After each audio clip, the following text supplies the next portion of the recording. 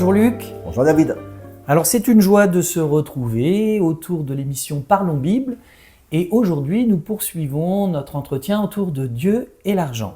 Je voudrais Luc qu'on lise un autre passage qu'on trouve dans le Nouveau Testament et là on va peut-être revenir sur l'aspect être gestionnaire aussi. C'est la parabole des talents. Je vais la lire, donc on trouve dans Matthieu 25 versets 14 à 30. Il en sera comme d'un homme qui, partant pour un voyage, appela ses serviteurs et leur remit ses biens. Il donna 5 talents à l'un, 2 à l'autre et 1 au troisième, à chacun selon sa capacité, et il partit. Aussitôt, celui qui avait reçu les 5 talents s'en alla, les fit valoir et il gagna 5 autres talents. De même, celui qui avait reçu les 2 talents en gagna 2 autres. Celui qui n'en avait reçu qu'un alla faire un creux dans la terre et cacha l'argent de son maître. Longtemps après, le maître de ses serviteurs revint et leur fit rendre compte. Celui qui avait reçu les 5 talents s'approcha, en apporta 5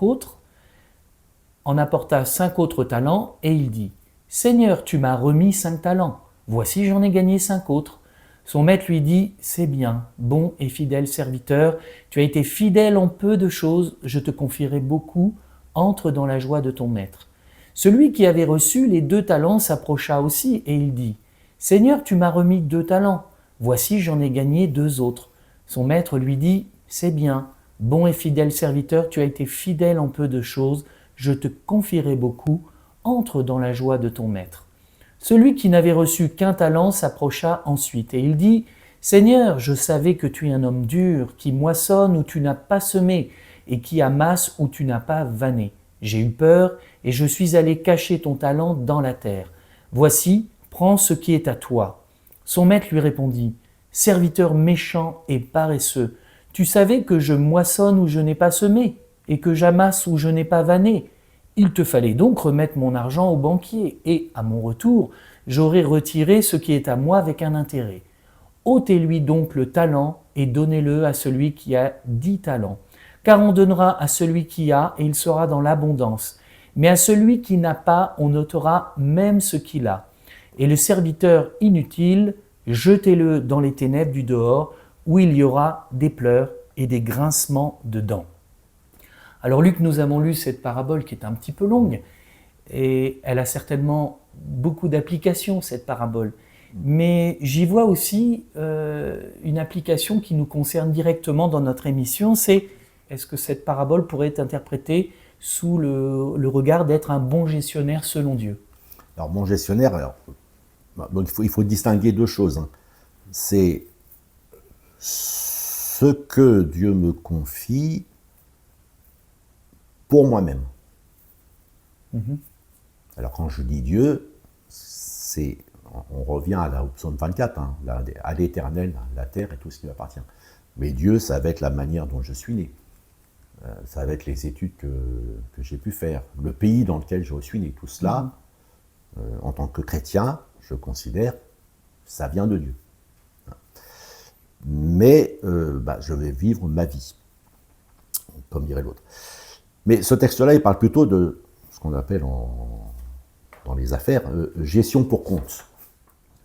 Une somme m'est remise, à un certain il est donné 5 talents, à l'autre 2 talents, à l'autre 1 talent. Donc une somme m'est remise pour que je la fasse fructifier. Donc pour le profit de l'autre. Donc je gère quelque chose qui n'est pas moi. Ça m'est confié. En aucun cas, je n'en suis l'utilisateur. Prenons un exemple. Si je suis locataire d'un appartement, je ne suis pas le propriétaire. Non. Mais c'est moi qui va jouir de l'appartement. Bon. Maintenant, si je suis le syndic qui gère une copropriété, en tant que syndic, je n'occupe pas les appartements. Mais c'est à moi que les copropriétaires ont confié la gestion de ces appartements. Donc c'est de la gestion pour compte. Oui, mais on pourrait aussi interpréter ces talents, ils nous sont donnés. Oui. Et qu'est-ce qu'on en fait? Voilà, qu'est-ce qu'on fait? Donc, mais c'est le cas où Jésus se resitue. Hein. Il dit, attention, ce que je vous donne, c'est pas seulement pour vous, prenons le salut. Le salut nous est donné pour nous-mêmes. Je suis pécheur, et Jésus, par le sang qu'il a versé à la croix, pas avec de l'or ou avec de l'argent, comme le rappelle l'apôtre Pierre, mais par le sang qu'il a versé à la croix, c'est-à-dire la punition qu'il a subie à ma place, Jésus me pardonne mes péchés et me donne la vie éternelle. Ça, c'est pour moi. Maintenant, par ailleurs, Jésus me confie aussi des capacités. Et ces capacités, souvent, me sont données par le Saint-Esprit. Et les capacités qu'il me donne, eh bien, il me demande de les faire fructifier pour les autres, pour le bien des autres. Donc moi, je suis pasteur, ben, Dieu me demande donc de prêcher aux autres. Mais pour en revenir à notre étude d'aujourd'hui, ces capacités, ça peut être aussi des capacités pécuniaires, Voilà. des capacités d'argent, de Donc financières. quelqu'un d'autre, je disais moi en tant que pasteur, ce que Dieu va me dire, ben voilà, c'est la richesse que je t'ai donnée, c'est la parole. Il faut que tu partages cette parole. Ne la garde pas pour toi. Un autre, il lui est confié des biens matériels. Dans la Bible, par exemple, Philémon. Les femmes de distinction qui soutenaient Jésus dans son ministère. Donc là, c'est des personnes qui ont, dans le début des actes aussi, on a des personnes qui vendaient leurs biens pour les partager au sein de toute l'Église.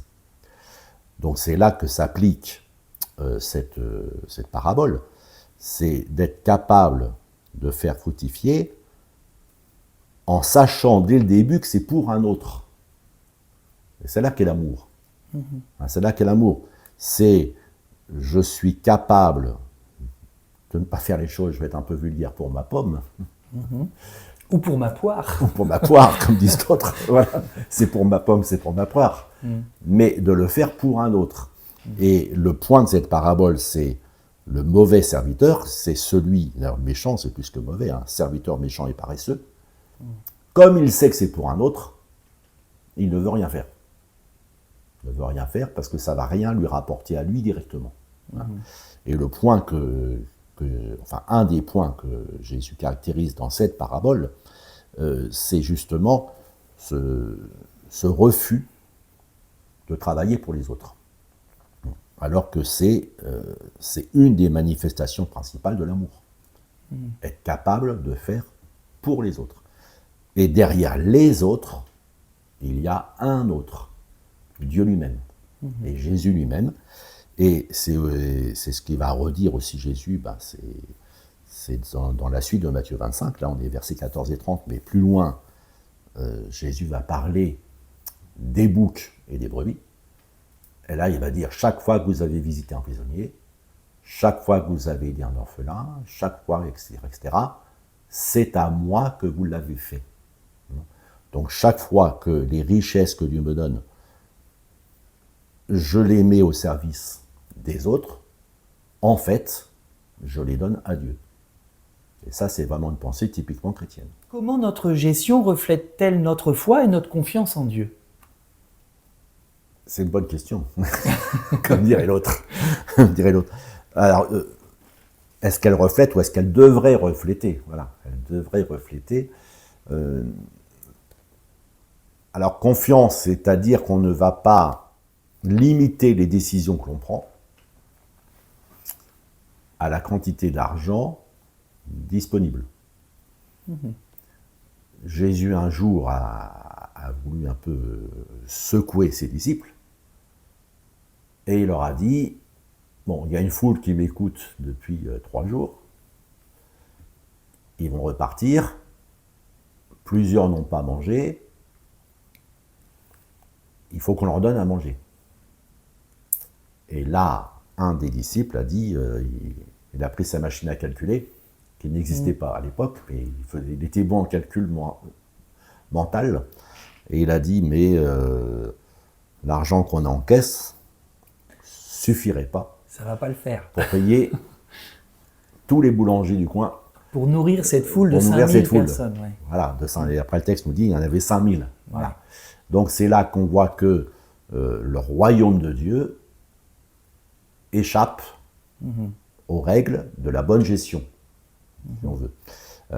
Donc la foi ne va pas se limiter aux biens dont on dispose. Mais attention, il ne faut pas confondre foi et témérité. Tout à fait. Donc c'est pas parce que moi j'ai envie de donner à manger à 5000 personnes que je peux passer commande à l'hypermarché du coin et puis dire c'est Dieu qui paiera. Oui, parce qu'il y a aussi une sagesse que Dieu nous donne dans la Voilà. gestion Bah, des surtout, biens. il faut avoir une parole de Dieu. C'est ça, oui. La foi vient de ce qu'on entend. Si je n'ai pas une parole de Dieu, certaine, il ne faut pas que je m'engage C'est de la présomption. dans des... Voilà, c'est de la présomption, il ne faut pas que je m'engage dans des dépenses inconsidérées. Par contre, si j'ai réellement une parole de Dieu, une certitude que Dieu a parlé, et que Dieu a dit c'est vraiment ça que je veux faire, et c'est avec toi que je vais le faire et pas avec un autre, alors je peux m'engager. C'est là que... mais là, on est vraiment dans le royaume de Dieu. On n'est pas dans la... j'avais fait la distinction entre gestion pour compte et puis jouir de ce que Dieu nous donne. Quand on parle de jouir de ce que Dieu nous donne, eh bien, la Bible nous dit clairement, la piété, c'est aussi le contentement. Donc se contenter de ce que l'on a, C'est une grande source de bien. c'est une vertu devant Dieu. Et c'est là qu'on va avoir le paradoxe, c'est que quelqu'un peut avoir très peu pour vivre pour lui-même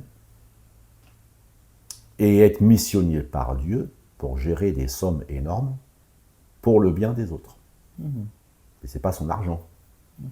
C'est l'argent qui lui est confié, parabole des 2 talents, pour faire ce que Dieu veut faire envers une certaine catégorie de personnes. J'aimerais, Luc, qu'on lise un autre passage qui est lié aussi à l'argent, et un passage que je trouve assez cocasse dans l'attitude de Jésus. C'est dans Marc 12, versets 41 à 42. Jésus s'étant assis vis-à-vis du tronc, regardait comment la foule y mettait de l'argent. Plusieurs riches mettaient beaucoup. Il vint aussi une pauvre veuve. Elle y mit 2 petites pièces faisant 1/4 de sou.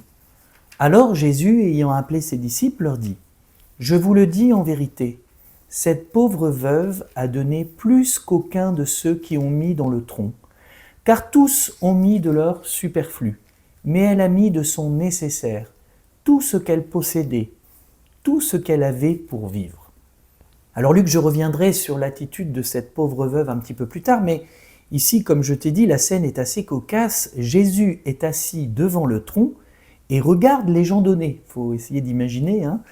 Quel commentaire ça appelle de ta part, Luc ? Bah là, on est vraiment dans le m'as-tu vu. Parce que tu as lu à partir du verset 41, mais moi je vais le lire à partir du verset 38 de Marc 12. Il leur disait dans son enseignement : « Gardez-vous des scribes qui aiment à se promener en robe longue et à être salués dans les places publiques, qui recherchent les premiers sièges dans les synagogues et les premières places dans les festins, qui dévorent les maisons des veuves et qui font pour l'apparence de longues prières. Ils seront jugés plus sévèrement. » Et Jésus s'étant assis vis-à-vis du tronc, etc., etc. Donc il y a des personnes dont Jésus a parlé. Tout ce qu'elles font, elles le font pour l'apparence. C'est le show business de l'époque. C'est pour l'apparence. Comment une personne peut apparaître sur les écrans de télé ayant une vie extraordinairement heureuse, et puis quand elle est toute seule, elle est triste à mourir, par exemple. Mais puisque ce sont des personnes qui vivent pour l'apparence, eh bien Jésus fait la mise en scène. Pendant qu'elles vont donner au temple, mettre de l'argent, les riches mettent beaucoup, eh bien Jésus assiste au spectacle, puisque pour ces personnes-là, c'est un spectacle. Oui, parce qu'il est en vis-à-vis Voilà. devant le tronc. Hein, Voilà. Mais elles le font pour ça. Ouais. C'est ça qu'il faut bien saisir. L'attitude de Jésus n'est pas incongrue. Ces personnes le font pour ça. Parce que par derrière, ça va leur apporter. Puisqu'elles veulent qu'on les invite dans les festins et autres. Donc leur but, c'est se faire remarquer dans ce qu'elles donnent, pour que par la suite, on les honore, on les invite, peut-être même on prie pour eux ou pour elles, en disant ce grand donateur, il faut vraiment le bénir et tout. Donc c'est pas si cocasse que ça. C'est puisque vous faites pour l'apparence, je vous regarde dans vos apparences. Ce passage semble dire aussi que le don ne se mesure pas à la somme mise dans le tronc, mais au cœur. Qu'en penses-tu, Luc? Alors, je ne sais pas si Jésus, là, est plus sur le don, vraiment sur la foi, dont on a parlé tout à l'heure. La pauvre veuve met 2 petites pièces faisant un quart de soupe. C'est-à-dire même pas de quoi s'acheter une baguette de pain. Mais Jésus, qui peut-être parce qu'il la connaissait, peut-être parce que c'est le bon sens, cette pauvre veuve fait un verdict, cette pauvre veuve a donné plus qu'aucun de ceux qui ont mis dans le tronc, car tous ont mis leur superflu, elle a mis de son nécessaire, tout ce qu'elle possédait, tout ce qu'elle avait pour vivre. Donc le raisonnement, tout à l'heure on posait la question, façon de gérer selon Dieu. Le raisonnement de foi de cette femme, c'est de toute façon ce que j'ai n'est même pas suffisant pour m'acheter un bout de pain. Pas plutôt que de le jeter, autant le donner à Dieu. Ça reflète aussi une confiance absolue en Dieu. C'est la foi. Là, c'est vraiment un acte de foi. Elle donne de son nécessaire. Alors maintenant, l'erreur parfois de certains, c'est Jésus ne dit pas il faut imiter cette veuve. Mais il dit dans votre façon de considérer ce que donnent les uns et les autres, puisqu'on rappelle qu'on est au spectacle, eh bien, ne faites pas de mauvais jugements dans votre cœur. Ne faites pas des erreurs d'appréciation. Donc, ce n'est pas la somme qui compte, c'est quelle est l'intention de celui ou de celle qui met dans le tronc. Et là, mais mettre dans le tronc, on ne met pas n'importe où, ce n'est pas un tronc laïque, c'est le tronc du temple. Donc c'est ce que je confie à Dieu. On y reviendra quand on parlera de la dîme. C'est ce que je confie à Dieu. Mais comme on l'a lu dans la première émission, Dieu est celui qui donne à la veuve et à l'orphelin. En donnant tout ce que j'ai à Dieu, quand ce tout n'est même pas suffisant pour vivre une journée, et que ceux qui devraient, parce que c'est ça le point tragique de ce texte, c'est le verset 40. Ceux qui dévorent les maisons des veuves et qui font pour l'apparence de longues prières, ils seront jugés plus sévèrement. Donc ces riches qui mettent dans le tronc, une partie de ce qu'ils mettent dans le tronc, ils l'ont volé aux veuves. C'est une partie de ce qu'ils auraient dû donner aux veuves. Et parce qu'ils ne le font pas, cette veuve est obligée, elle, de donner le moins que rien qu'elle possède à Dieu. Et de dire, sinon je m'en remets à ta grâce, je m'en remets à toi. Sinon, de toute façon, je n'ai rien. Je n'ai rien. Alors ce texte appelle aussi, pour moi, une autre réflexion. Il y a comme puisqu'on a parlé de être propriétaire ou gestionnaire, donc un contraste entre la possession et la gestion. Alors je m'explique. Le texte dit que les riches donnaient de leur superflu. Voilà. Alors en somme, moi je l'interprète un peu en propriétaire, sûr d'eux-mêmes. En revanche, le texte semble dire que la veuve agit en intendante, consciente que tout appartient à Dieu. Qu'est-ce que tu en penses?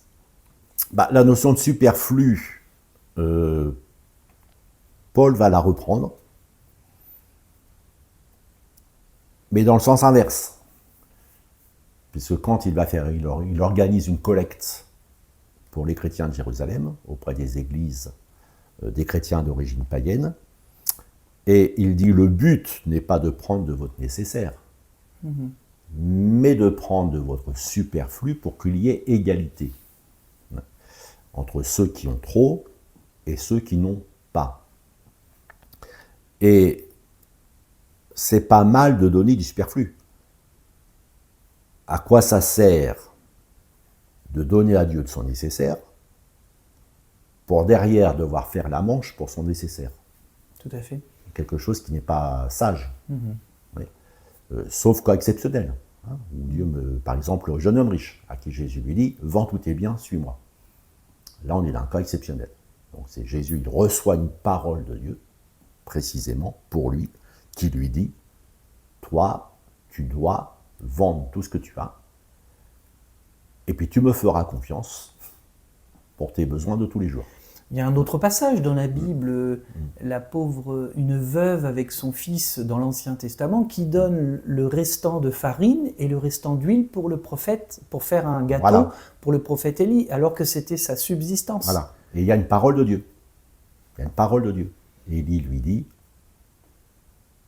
tu ne vas pas faire ce que tu as dit, c'est-à-dire faire cuire ton dernier pain pour toi et ton fils, tu vas en faire cuire un pour moi. Ce qui, d'un point de vue moral, n'est pas très moral. Ça fait presque gourou. Mais comme c'est un vrai serviteur de Dieu, Élie, un vrai prophète, il ajoute ça avec une parole, car Dieu dit, il ne manquera pas de farine dans le pot, il ne manquera pas d'huile dans le vase. Et tout le temps de la famine, c'est ce qui s'est passé. Mais il y a un autre cas, une autre veuve, dont on veut prendre les deux fils en esclavage. Elle va voir le prophète, Élisée, et lui expose la situation. Et Élisée lui demande, mais qu'est-ce que tu as chez toi? Elle dit, j'ai juste un petit peu d'huile. Elle dit, tu vas voir toutes les voisines, tu récupères tous les vases, toutes les cruches, tu t'enfermes avec tes fils, et tu verses l'huile, et du peu d'huile qu'elle avait, il y en a eu suffisamment pour tous les vases qu'elle avait récoltés auprès des autres.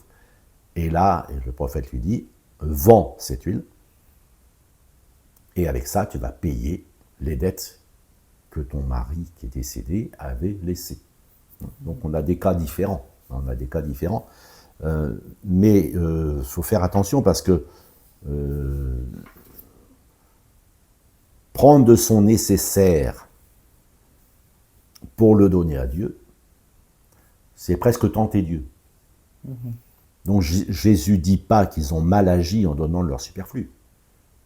Ils ont mal agi en faisant croire qu'ils faisaient quelque chose d'extraordinaire, puisqu'ils faisaient pour l'apparence. C'est pour ça que le point est vraiment dans le « m'as-tu vu ?» M'as-tu vu ce que je mets dans le tronc? Et pourtant, cette veuve, elle donne de son nécessaire. Alors, ma question peut-être peut paraître extrême, est-ce que le don doit-il coûter quelque chose pour celui qui donne? Il doit coûter, puisque David le dit, quand il doit faire une offrande à Dieu pour stopper une plaie, le propriétaire lui dit, non, si c'est pour Dieu, je te le donne. Il dit non, est-ce que j'offrirai à Dieu quelque chose qui ne me coûte rien? Oui, c'est vrai. Donc je ne vais pas offrir à Dieu sur l'argent des autres, je vais offrir à Dieu sur mon argent à moi, sur mes biens à moi, sur ma santé à moi, sur mes capacités à moi. C'est quand même un peu fort de café d'aller piquer chez les autres pour donner à Dieu. Donc c'est vrai qu'on prend, oui ça coûte, mais j'insiste bien, cette veuve, il faut comprendre, elle n'a même pas de quoi pour le nécessaire. Puisque, d'après une autre parabole, puis l'histoire et l'archéologie, il faut, pour vivre, le SMIG journalier, c'est 1 denier. Elle n'a même pas un quart de sou. Un quart de sou, oui. Donc ça veut dire qu'elle ne peut rien acheter avec. C'est pas suffisant. C'est pas suffisant. C'est même pas le nécessaire. Voilà. Je veux dire, ce qu'elle a n'est même pas suffisant pour le minimum du nécessaire. Aujourd'hui, on dirait qu'elle est nettement en dessous du seuil de pauvreté. Donc, fichu pour fichu, il reste la foi. le très peu que j'ai, plutôt que d'essayer de faire confiance à ce très peu qui, on ne voit pas comment il va grossir, ce très peu, eh bien je le confie à Dieu. Ça amène un dernier commentaire, ce passage de ma part, Luc. Peut-on dire que dans le regard de Jésus, que le regard de Jésus finalement valorise l'invisible, c'est-à-dire, je m'explique, pas combien on donne, mais comment on donne? Ah bah clairement, c'est pas la somme en elle-même, c'est qu'est-ce qui se passe dans le cœur. Si on prend un exemple négatif, Ananias et Saphira, on est dans le début de l'Église, ils veulent imiter les autres. Donc certains ont vendu des champs, vendu des propriétés, ont déposé l'argent aux pieds des apôtres pour que ce soit réparti entre les nécessiteux. Eux vendent un champ et se mettent d'accord pour dire à l'apôtre Pierre, alors qu'il n'en donne que la moitié à Dieu, mais la moitié c'est quand même énorme. Oui. Quand c'est un champ, c'est pas une journée de travail, c'est un champ, c'est une propriété. Hein. Et ils veulent faire croire que c'est l'intégralité de la somme. Et là, Pierre leur dit, mais pourquoi vous êtes-vous mis d'accord pour mentir au Saint-Esprit? Donc il y a quelque chose là de la valeur en elle-même. Dieu n'est pas impressionné par la valeur de ce qu'on lui donne, de ce qu'on lui redonne, puisqu'il est le propriétaire. Il ne donne jamais, on lui redonne.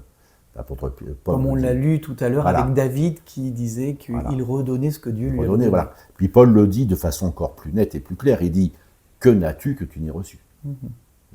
Et puis, autre chose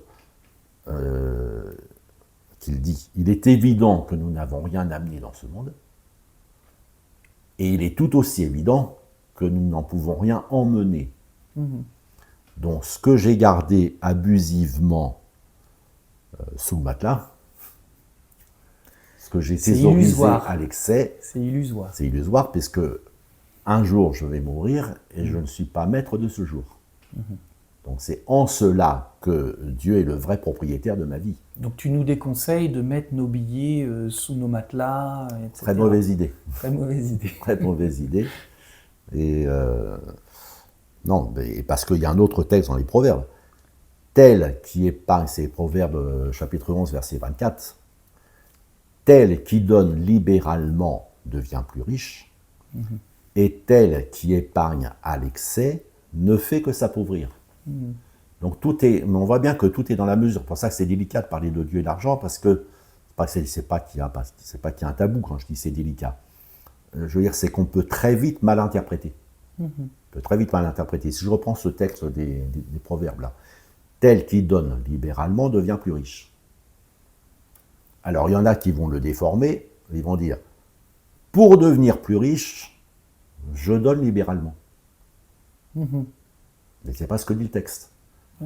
Le texte dit, tel qui donne libéralement, et l'apôtre Paul nous apprend, à la suite du Seigneur, Paul n'a rien inventé, mais Paul dit, si tu donnais tous tes biens, si tu n'as pas l'amour, tu n'es rien.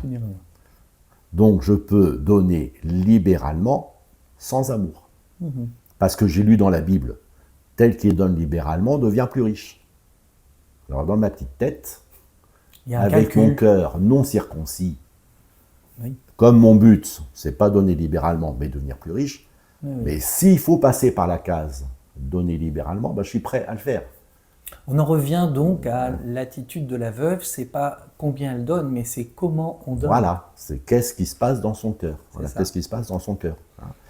Mais à l'inverse, pour revenir sur le proverbe, là, tel qui épargne à l'excès ne fait que s'appauvrir. Mais dans le texte, ça vient à l'excès. Donc certains chrétiens disent, il ne faut pas épargner du tout. Le texte ne dit pas de ne pas épargner, mais à l'excès. C'est pas ce qu'il dit. C'est tel qui épargne à l'excès. Tout à fait. Ne fait que s'appauvrir. Donc, il faut trouver la juste mesure. Et dans la communion avec Dieu, dans la liberté que Dieu nous donne, dans les conseils de sagesse que peuvent nous donner les uns et les autres aussi, d'expérience, Et dire voilà, dans un pays où, comme le nôtre, où acheter une maison représente à peu près des crédits de 15 à 20 ans, il est sage, avant d'envisager d'acheter une maison, d'abord d'épargner, pour que la charge de la dette et l'emprunt qu'on devra faire soient plus faibles. Mais si je suis sur des principes, parce que je suis chrétien, il ne faut pas que j'épargne, ben, je vais devoir payer 100% par un crédit et je vais sentir Je vais le sentir la passer. douloureuse. Je vais sentir la douloureuse, surtout quand les taux augmentent. Hein. Voilà, donc tout est dans la mesure, hein, et il ne faut pas prendre les versets de la Bible et les inverser. Hein, c'est pas parce que c'est pas pour devenir riche qu'on donne libéralement. Mais si on donne libéralement, bah, la grâce de Dieu fait qu'on s'enrichit, sans l'avoir cherché. Donc c'est un effet, mais ce n'est pas un effet voulu de tout son être et en s'y accrochant. Hein. Mais ça se passera parce que c'est comme ça. C'est les lois du royaume de Dieu. Merci Luc pour tous ces éclaircissements autour de Dieu et l'argent. Nous nous retrouvons prochainement pour la dernière partie de cette émission de Parlons Bible. À bientôt Luc. À bientôt.